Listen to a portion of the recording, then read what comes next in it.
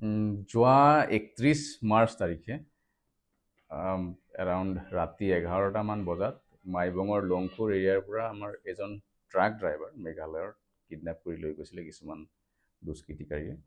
কিন্তু খবৰটো আমি ১ তাৰিখে পাইছিলোঁ ৰাতি ৯টামান বজাত। খবৰ পোৱাৰ পিছত আমাৰ ডিমা হাছাও পুলিচৰ ফালৰ পৰা মেচিভ অপাৰেশ্যন লঞ্চ কৰা হৈছিলে চাৰিওফালে।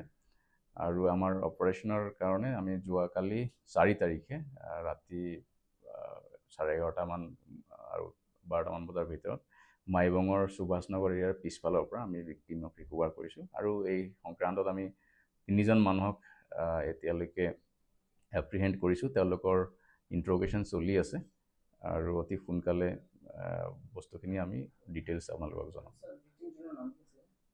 ভিক্টিমজনৰ নাম আছিলে এলড্ৰিংটন মিলিয়াম। তেওঁ মেঘালয়ৰ মানুহ আছিলে।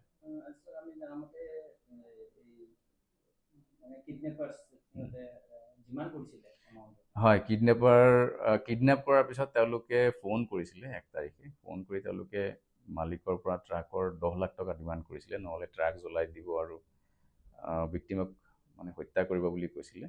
সেইটো কাৰণে আমি মেচিভ অপাৰেশ্যন লঞ্চ কৰিছিলোঁ। তাৰপিছত ভিক্টিম ৰিকভাৰ কৰিছোঁ, ট্ৰাকো আমি ৰিকভাৰ কৰি পেলাই থানালৈ লৈ আহিছোঁ।